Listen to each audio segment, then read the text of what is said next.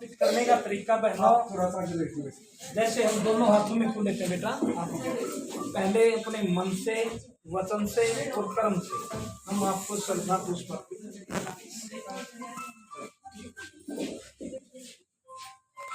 Very good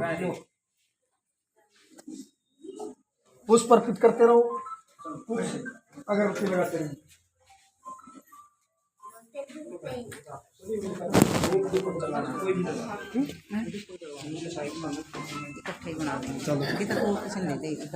EMI Dhamman वपत्या बुद्धं पूजे EMI धम्मपत्या धम्मं पूजे इमाय धम्मपत्या संघं पूजे इधर आगे मुझे साइड में होने दो मेरे। हाँ फोटो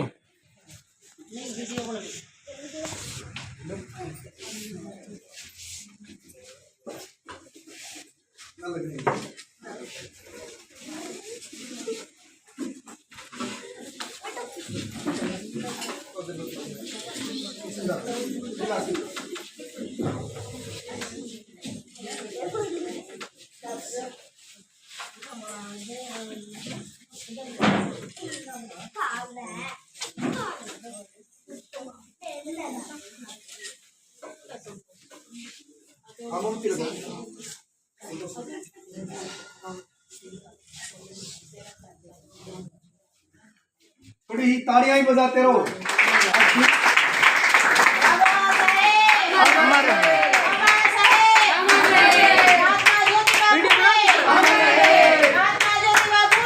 अमर रहे, अमर रहे,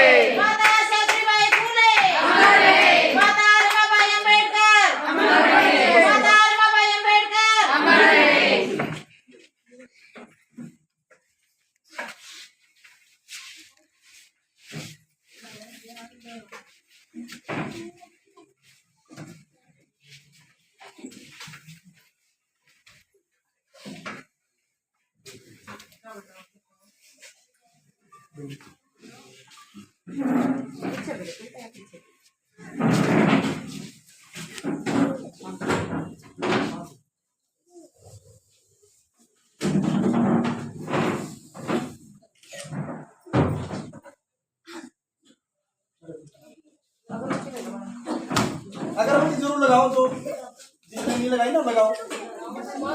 लो मानो में खेल ले, मानो में तो मना पड़े।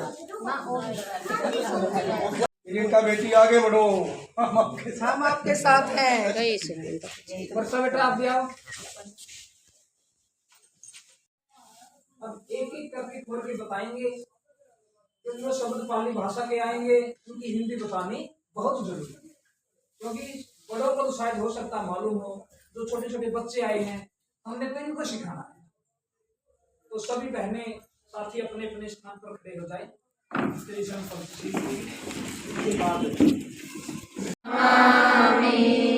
नमो तस्से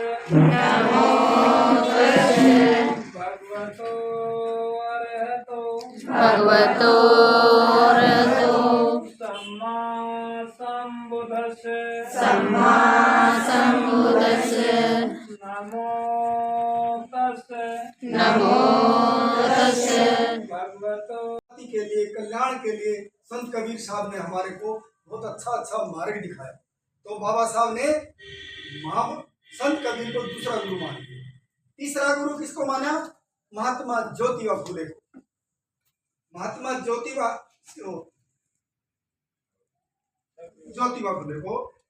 फुले को तीसरा गुरु माना। तीसरा गुरु कब माना? इनकी सत्य शोधक समाज एक किताब लिखी थी बाबा साहब ने, ज्योतिराव फुले ने सत्य शोधक किताब लिखी थी और एक गुलामगिरी किताब लिखी थी। गुलामगिरी किताब बाबा साहब ने पढ़ी। तो तीसरा गुरु ज्योतिराव फुले को माना। ज्योतिराव फुले ने क्या था इनका जीवन परिचय? ज्योतिराव फुले का जीवन चरित्र क्या था? हम सभी बहनों ने, सभी भाइयों ने इनका अनुसरण करना चाहिए। इनका अनुसरण करना चाहिए, इनके दिखाए गए मार्ग पर चलना चाहिए। क्या मार्ग था ज्योतिराव? क्या मार्ग था कि शिक्षा के बगैर ज्ञान आगे नहीं बढ़ सकता आदमी। शिक्षा के बगैर, शिक्षा बहुत जरूरी है आदमी के इसमें। और जब इनकी शादी सावित्रीबाई फुले से हुई, इनकी उम्र मात्र 9 साल की। सावित्रीबाई फुले की उम्र मात्र 9 साल की थी और पढ़ना चाहती थी। शादी होने के बाद क्या होगा, पढ़ना चाहती है और समाज पढ़ने की आज्ञा नहीं देता। समाज पढ़ने की आज्ञा नहीं देता। कहाँ पढ़ाया इस देवी को, कहाँ पढ़ाया? खेतों में काम करते समय, जब काम करने के बाद जब विश्राम करते तो इनकी किताबें नहीं थी, कोई कॉपी नहीं थी। धरती के ऊपर इन्होंने आ लिखना सिखाया। धरती के ऊपर उंगलियों से लिखना सिखाया कि ऐसे लिखा जाए। जब इनके फादर ने पता लगा कि आप इस बहू को वहां पढ़ाना चाहते हो, पढ़ा रहे हो, बोले हाँ पिताजी पढ़ाना चाहते। घर वाले ने घर से निकाल दिया कि नहीं, बहू को पढ़ाएगा नहीं। गांव में ऐसे ऐसा हो रहा है कि आप बहू को पढ़ा रहे हो, कि पिताजी पढ़ाई के बगैर कुछ भी नहीं है। मेरा पढ़ाई का लक्ष्य है, इस बहू का भी पढ़ाई का लक्ष्य है। यदि तुम्हारा टारगेट इसके ज्योतिराव फुले के फादर कहने लगे, यदि तू बहू को पढ़ाना चाहता है तो मेरे घर के दरवाजे बंद है। देखो, दरवाजे किसके बंद करें? मैं शिक्षा का ज्ञान देना चाहता हूँ अपने घर वाले, और घर वालों ने, माँ बाप ने उसके दरवाजे बंद कर दिए। क्या गुनाह था? उसने कहा कि मैं इस सावित्रीबाई फुले को पढ़ाना चाहता हूँ ताकि महिला जागृति पैदा करे, महिला जगत में एक शिक्षा की ज्योति जलाए। तो इन्होंने पढ़ाना जारी रखा। जब वो खुद पढ़ गई तो उन्होंने कहा कि मैं तो पढ़ा दिया, अपने अक्षर ज्ञान दे दिया, लेकिन मैं इस अक्षर ज्ञान को आगे बढ़ाना, इस अक्षर ज्ञान को आगे बढ़ाना चाहती हूँ। 17 साल की लड़कियां तो हमारी स्कूल में जाती हैं। 17 साल की लड़की ने, 18 साल की लड़की ने पहला स्कूल खोल दिया। और स्कूल किसके लिए खोला था? सबके लिए, सभी जाति के लिए खोला था। एक ऐसी महिलाओं के लिए नहीं, सभी के लिए खोला था। और कितनी पीड़ा सहन करी उसको आपको जागृत करने के लिए। बहनों, इसके बारे में तो प्रकाश मैडम संतोष डालेगी। मैं तो इतना कहना चाहता हूं कि ज्योतिराव फुले ने और मां सावित्रीबाई फुले ने आपस में कोऑपरेशन करके ज्ञान अर्जित किया। ज्ञान अर्जित करने के बाद महामानव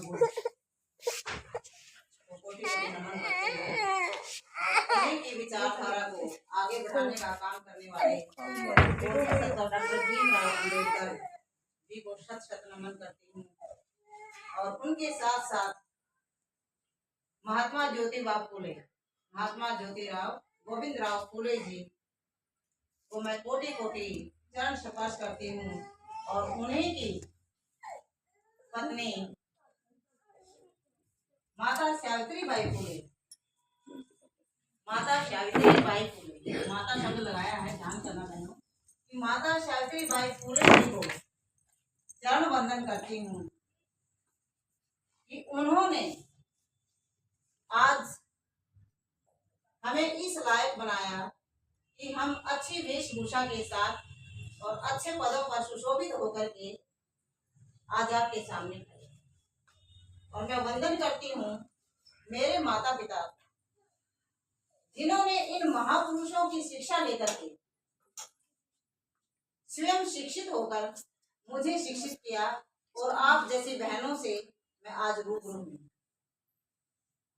और समाज के अंदर एक शिक्षिका के पद पर सुशोभित की। क्योंकि यदि माता पिता इनके संस्कारों पर नहीं चलते, ये बताना फलां के घर में लड़की पैदा हुई, क्योंकि वहां पर जब डॉक्टर चिकित्सा वगैरह नहीं थी। इसको भी जब इसके पिताजी मारने के लिए गए, तब कोई एक भला इंसान था और उसने कहा भी तू क्या कर रहा है। और उनके संतान नहीं थी, तब तक उनके संतान नहीं थी। बाद में उनको भी लड़की पैदा हुई तो कहा क्या क्या कर रहा है? कहता नहीं, ये मुर्गी पैदा हुई है, ये लड़की पैदा हुई है, मैं नहीं रखूंगा। यदि मैंने रख लिया तो ये ब्राह्मणवादी जो मनुवादी लोग हैं ये मुझे जीने नहीं देंगे। जैसे कैसे उसको समझाया तो माता सावित्रीबाई फुले का भी जीवन। और बहनों, शादी के बारे में बताया कि 9 साल की माता 9 साल की उम्र में शादी हो गई थी। और जब पढ़ना शुरू किया अपने पति की बदौलत। जब पति पढ़ते थे तो वो कुछ गुनगुनाते थे। माता सावित्रीबाई फुले बोलती, क्या क्या बोल रहे हैं वो। तो उन्होंने उनको प्रेरित करने के लिए कहा, ये अक्सर बोल रहे हैं। कहते अच्छा, कभी अक्सर भी बोलते हैं। कहते हाँ, अक्सर बोलते हैं। तब उनकी बिल्कुल पहले से इच्छा थी और वो इच्छा और अच्छे से जागृत हुई। तो माता सावित्रीबाई फुले ने पढ़ना शुरू किया और वो जो अक्षर बोलते थे ना, उन अक्षरों को बोलने का अनुभव भी दिया कि वास्तव में अक्षर बोलते हैं। आपने भी देखा होगा, जब हम पढ़ते हैं तो अक्षर बोलते हैं, विद्या बोलती है, शिक्षा बोलती है। यदि शिक्षा नहीं होती तो मैं भी नहीं बोल पाती। यदि शिक्षा नहीं होती तो आप भी यहाँ तक नहीं पहुंच पाते। यदि शिक्षा नहीं होती तो इतने सुंदर भवन में आज हम नहीं बैठते। तो बहनों, जब माता सावित्रीबाई फुले ने पहला विद्यालय खोला, लोगों ने विरोध किया। उससे पहले तो उन्होंने बहुत काम किए। इतना समय भी नहीं है कि मैं पूरा सा वर्णन कर पाऊं, क्योंकि उनकी जीवनी का कोई 5 मिनट का वर्णन नहीं है, बिल्कुल भी नहीं है, और न हम करने में सक्षम हैं। जब उन्होंने पहला विद्यालय खोला, मात्र 9 लड़कियां थी, और 9 लड़कियों को उस घर के अंदर पता कैसे ले जाया जाता था। कूड़े की जो रेडी होती है, हमने हमारी यूनिट ने, हमारी सत्संग मंडली है, पूरी जिंदगी बहुत अच्छी है और बहुत समाज के लिए काम कर रही है। हमने माता सावित्रीबाई फुले की फिल्म देखी। हमने सभी ने इकट्ठा होकर के माता सावित्रीबाई फुले की फिल्म देखी, और उस फिल्म के अंदर भी उन्होंने दिखाया कि जब वो विद्यालय के अंदर उन लड़कियों को ले जाने लगी, उनके परिवार वालों ने भी विरोध शुरू कर दिया, और लड़कियां किताबों की जगह पर कपड़े डालती बैग में कि कभी पता नहीं लग जाए कि हम पढ़ने के लिए जा रही हैं। लेकिन प्रेम रूप इंसान है ना, आज देखो घरों में जो शिक्षा हम मनोवादी शिक्षा दे रहे हैं, उस शिक्षा के कारण हम एक दूसरे से बात नहीं कर रहे, हम एक दूसरे का सहयोग नहीं कर रहे, हम एक दूसरी महिलाएं आपस में ऐसी बात नहीं कर रही, रिश्तेदारी में बात नहीं कर रही। कहीं ना कहीं हमारे मनवाद का प्रकोप है। आज हमारे घरों में माँ सावित्रीबाई की शिक्षा जाती, तो जब ये ब्राह्मण की लड़की को, ब्राह्मण के लड़के को जब अडॉप्ट करके और बहुत बड़ा हॉस्पिटल MBBS करवाया, बहुत बड़ा हॉस्पिटल खिलाया, ब्राह्मण के लड़के को क्या जरूरत थी, जब खुद के संतान नहीं थी। ज्योतिराव फुले दूसरी शादी भी कर सकते थे, नहीं, एक दूसरे ने सही किया कि वो तो कुदरत की देन नहीं हुई तो कोई बात नहीं, लेकिन दोनों ने मिलकर आगे चल के कितना नाम रोशन किया। जरूरी नहीं है कि संतान के कारण ही, बगैर संतान भी बहुत अच्छा ऊंचा नाम कमा सकती है। तो बाबा संत कबीर साहब ने कहा था कि पोथी पढ़ पढ़ जग भयो, बहुत सी किताबें पढ़कर बहुत विद्वान बने, पोथी पढ़ पढ़ जग भयो, पंडित भया न कोय, ढाई अक्षर प्रेम का पढ़े सो पंडित होए, ढाई अक्षर प्रेम का पढ़े सो पंडित होए। यदि प्रेम रूपी प्यार नहीं है, इंसानी रूपी प्यार नहीं है, आपस में भाई भाइयों में प्यार नहीं है, आपस में समाज का प्यार नहीं है, तो आपका पढ़ा लिखा होना कोई वो नहीं है। जब तक आप प्रेम रूपी प्यार को आगे बढ़ाओगे, तभी समानता का अधिकार दिलाओगे, तभी हम अपने आप को इंसान कहलाएंगे। तो इन महापुरुषों का जीवन चरित्र अपने ऊपर उतारो।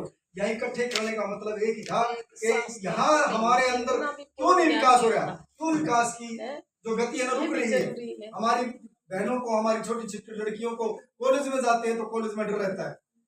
अरे हमारी बहनों को इतना सक्षम बनाओ, इतना सक्षम बनाओ कि बाबा साहब का दिया गया ज्ञान, माँ सावित्रीबाई का दिया गया ज्ञान आगे बढ़ाओ। जितने विद्वान, जितना शिक्षित हो जाओगे, इतना डर खत्म हो जाएगा। शिक्षा रूपी जो गहना है ना, उसको लेके आओ। ये बाह्य गहना नहीं है, शिक्षा रूपी गहना, MA BA BEd PhD, वो जो गहना अपने अंदर लेके जाओगे तो आपके अंदर निखार हो। और टाइम देते हैं कि हाँ आपको 15 दिन ऐसा करना पड़ेगा, 20 दिन ऐसा करना पड़ेगा, 1 महीना ऐसा करना पड़ेगा। उस दौरान क्या होता है कि हमारा जो दिमाग है, जो हमारी मेन दिक्कत है, प्रॉब्लम है, उससे हटके हमारा दिमाग उस तरफ चला जाता है, उस आस्था की तरफ चला जाता है कि भाई हमें ये करना है। तो ऑटोमेटिकली अगर दो के बीच में अगर विरोधाभास हो रहा था, तो कहीं ना कहीं एक शांत हो गया है, तो दूसरा जो है अपने आप थोड़े दिन में शांत हो जाएगा, और ऐसा लगने लग जाता है कि हमारी मुसीबत दूर होती जा रही है, कि ये उसका असर है जो उस पुजारी ने, पंडित ने जैसा भी हमें बोला था। लेकिन वो होता नहीं है उसका असर। वो धीरे धीरे करके अगर आप केवल एक हमारा माइंड जो है वो डाइवर्ट हो जाता है, इसके अलावा कुछ नहीं होता। जो भी प्रॉब्लम होती है वो हमारे खुद के करने से ही ठीक हो पाती है। जब हम आपस में जैसे भी जिसका भी जो भी विवाद हो, अगर हम आपसी में तालमेल बना के चलते हैं या उस प्रॉब्लम का सोल्यूशन निकालते तभी निकलता है, अदरवाइज वो प्रॉब्लम एज इट इज ही रहती है। तो थोड़ा सा मैं इसी बात के ऊपर बताती हूँ आपको। आज हमारे समाज में स्त्रियां कितनी जनसंख्या का हिस्सा बनकर नहीं रहना चाहती हैं, बल्कि वे पुरुषों की तरह समाज और परिवार में मनुष्य बनकर केंद्र में आना चाहती हैं। यानी कि महिलाएं जो है केवल महिलाएं नहीं बनना चाहती, वो दिखाना चाहती हैं कि भाई हम भी इस समाज का हिस्सा हैं, हमें भी कहीं ना कहीं उतनी भागीदारी मिलनी चाहिए। अगर आपको जानकारी हो तो संसद में भी ये मुद्दा उठा था कि 33% जो विधेयक होते हैं वो महिलाएं होनी चाहिए, रिजर्वेशन महिलाओं की होनी चाहिए संसद में, लेकिन अभी ऐसा नहीं हुआ। आज की स्थिति में महिलाओं की स्थिति से आप बिल्कुल अच्छे से परिचित हैं और सभी जानते हैं कि हमारे आसपास की महिलाओं की स्थिति कैसी है। घर में बाहर में काम करने पे जो भी महिलाएं जाती हैं, चाहे वो घर में काम कर रही चाहे वो बाहर जाके काम कर रही है, पिसती रहती है। कैसे पिसती रहती है? जो घर पे महिलाएं काम करती है, आई थिंक वो सोचती रहती है कि भाई जो महिलाएं घर से बाहर चली गई, ऑफिस चली गई, स्कूल चली गई, जैसे भी चली गई, बिल्कुल मजे करके आ रही है। और जो कामकाजी महिलाएं हैं वो ये समझती हैं कि भाई जो महिलाएं घर पे रह रही हैं शायद वो ही सुख चैन से जी रही हैं, जितना प्रेशर हमारे ऊपर है उतना शायद इनके ऊपर नहीं है। और एक मेरे पुराने टाइम की बात बताती हूँ कि एक मैडम थे और वो यूं ही कहती थी कि जैसे ही हमारा टाइम होता था स्कूल से आने का 2:30-3 बजे, तो वो मैडम ये कहती थी कि अब जो घर में रहने वाली महिलाएं हैं सारा दिन जैसे भी उन्होंने टाइम स्पेंड किया, लेकिन अब जब उनके पति के आने का टाइम हो रखा है तो वो नहा धो के सर समर के तैयार हो जाती है, फ्रेश मूड के साथ मिलती हैं। जबकि हम जो अब स्कूल से बिल्कुल इतने थकी हारी जाएंगे, मतलब बिल्कुल भी ये नहीं होता कि एनर्जी लेवल लो हो जाता है कि भाई एक अच्छी तरीके से हम अपने हस्बैंड से बात कर पाए या घर में अच्छा माहौल दे पाए, कुछ इस तरीके के उस मैडम के विचार थे। और कहीं ना कहीं हम सोचते भी ऐसा ही है कि जब हम बाहर से काम करके आते, पता नहीं कितने सारे प्रेशर होते, चाहे वो मजदूरी का काम कर रही हो लेडी, चाहे वो बाहर ऑफिस में जा रही हो या फिर एक ऊंचे पद पे ही आसीन क्यों ना हो, जो मानसिक परेशानी होती है वो परेशानी हर किसी को बताई नहीं जाती। शारीरिक प्रॉब्लम हम फिर भी बता देते हैं, लेकिन जो मानसिक होती है वो नहीं बता पाते। तो यही तरीके से हम देखते हैं कि महिलाएं पिसती ही रहती हैं, घर पे भी इतने सारे अत्याचार होते रहते हैं। तो आज से पहले भी प्राचीन समय में भी महिलाओं की स्थिति और भी खराब और दयनीय थी, ये सारी बातें सब जानते ही है कि भी आज थोड़ा सा हम अपने जॉब के लिए या हम किसी और के लिए पढ़ रहे हैं। शिक्षा वही होती है, हमें क्या सिखाती है कि हमें बोलना होना चाहिए, किसके मतलब किसके साथ कैसे बोलना चाहिए। वही हमें पहनना सिखाती है, खाना पीना सिखाती है, रहन सहन भी हमें शिक्षा ही सिखाती है। हमें अपने बच्चों को मतलब बोलना सिखाना चाहिए, रिस्पेक्ट देनी चाहिए। भाई बड़े बूढ़ों की कैसे रिस्पेक्ट देते हैं, कैसे उसको बोलना सिखाना चाहिए, यही हमारी एक शिक्षा है। और मैं भी यही प्रेरणा लेकर यहाँ, जैसे अम्बेडकर है, बाबा अम्बेडकर साहब है और सावित्रीबाई फुले है, मतलब इनका प्रचार करना चाहिए। और मतलब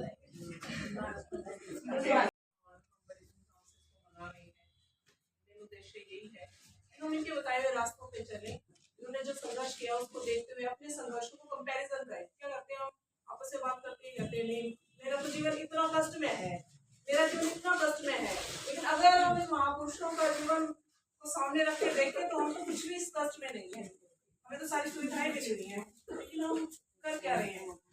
सिर्फ एक दूसरे की निंदा कर रहे हैं, चुगली कर रहे हैं, दूसरे की टांग खींचने में लगे, तो सपोर्ट करने में नहीं लगे हुए। तो मेन मकसद हमारा ये होना चाहिए, हम महिलाओं को जागरूक कर रहे हैं कि हमारे समाज में जो बच्चे हैं, जो महिलाएं हैं, उनकी उन्नति हम किस प्रकार से कर सकते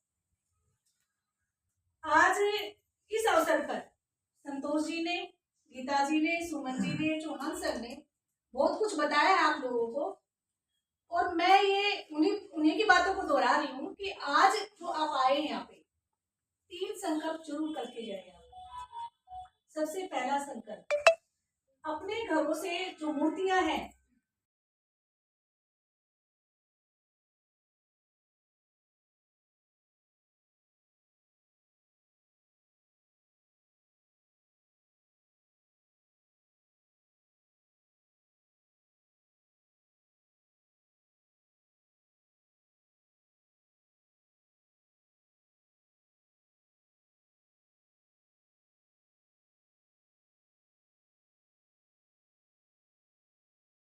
हमें हराया जाता है।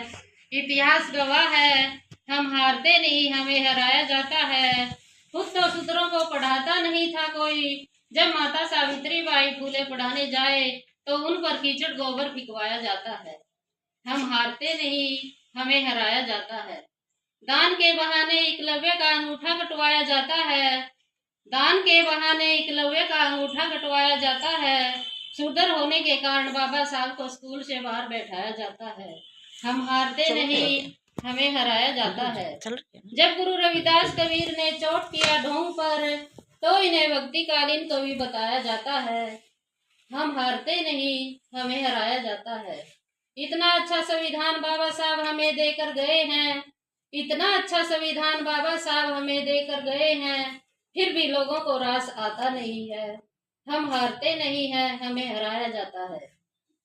21वीं सदी चल रही है, बहुत कुछ बदलाव हुआ नहीं है। जातिवाद का जहर आज लोगों के मन व दिमाग से निकला नहीं है। हम हारते नहीं, हमें हराया जाता है। आज माता सावित्री बाई फूले के जन्मदिन पे कसम ये लेते हैं, उनके दिखाए रास्ते पर सदा हम चलते रहेंगे। हम हारेंगे नहीं कभी, संघर्ष सदा करते रहेंगे, संघर्ष सदा करते रहेंगे। जय भीम। जय भीम।